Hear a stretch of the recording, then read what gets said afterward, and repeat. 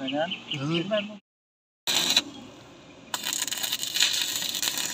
Problema, bakal yan.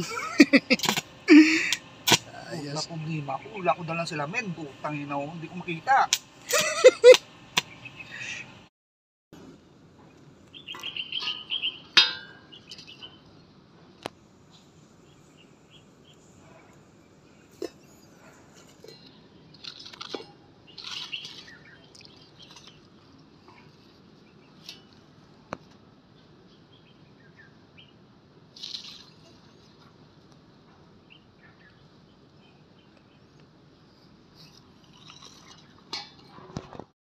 Okay, so ayun, share lang natin ano.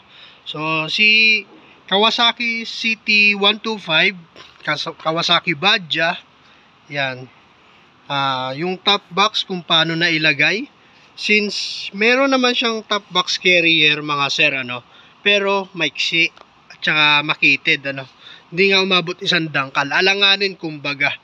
No, so yung diskarte, nagpa-welding tayo para mailagay natin yung top box ng maayos at saka safe ito. Kasi yung top box ko na yan, 45 liters po yan.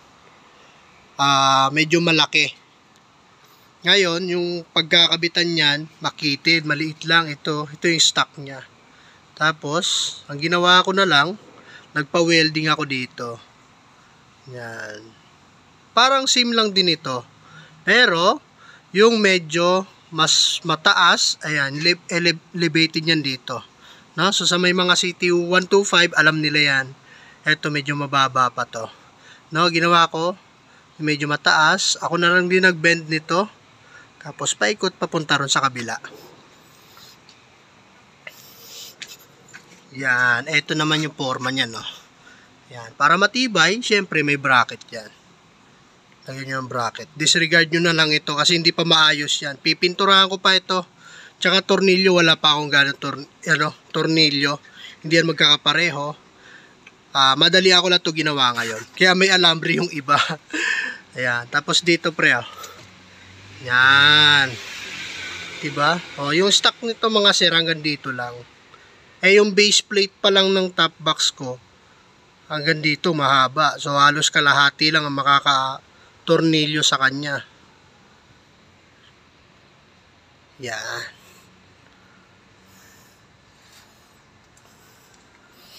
So ayun, yung discarding ginawa natin. Nagpa-welding ako ng bago. Pina-weldingan ko siya.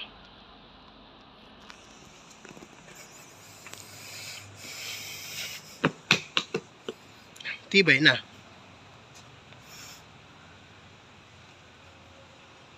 Yan, ganyan ang forma niya. May tukod siya dito. Ito sa yung stock tapos dito. Para di lulugdo, di bababa. Dito meron din. Yan. Para di babagsak. So, ayun lang. Shinare ko lang kung paano ko nailagay yung top box ng mas maayos. Kasi yung stock niyan alanganin. Pwede rin naman pero hindi ako satisfied doon.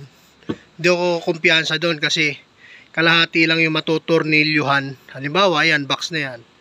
Hanggang dito lang sa kalahati yung matutornilyuhan. Malapad yan. Kung mabigat pa yung kakarga, hindi maiwasan nyo kung minsan. Kaya, ayun, pinasadyaan natin. Yung ating CT125. Si Tropa. Yeah, masipag yan move it. Masipag yan bumiyahe sa move it. Yun no. Si Tropa.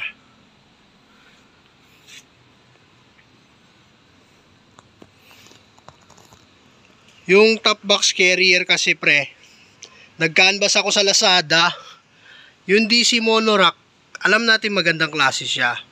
Kilala, branded ba yung brand na yon. Nga lang medyo may kamahalan. Yung nakita ko doon sa Lazada, ang price niya 1,200. Merong ibang brand 950. Meron din ilan na mas mura, 350 meron din. Eh sa akin kasi, since meron din naman akong bakal, DIY lang ito pre. Bali, kabilya lang yan kung tutusin. Pero matibay. Medyo madilim na kasi eh. Yan. Kabilya lang yan siya. Tapos ako na lang din nag-bend nito. Kuha ka lang ng tubo, mabibend mo na yan. Ang ginawa ko, hinulma ko muna sa alambre.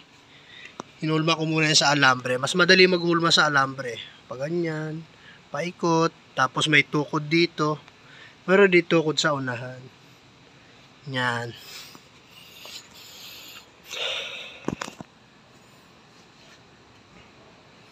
Ano na rin ito, 1 year and 6 months na rin yung motor natin. Si Tropa. Ayun, yung ating top box. Moto box. 45 liters. Maraming laman niya. Kasya, 2 helmet. Yan. Tsaka mataas yung pinagkabitan ng box. Magmula sa clearance ng taillight. Kasi yung stock niya nandun na sa baba. Oh. Yan. Eh, ngayon nandun sa taas. So, ayun lang.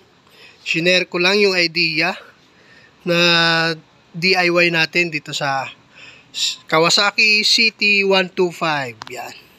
So, yun lang. Bye-bye.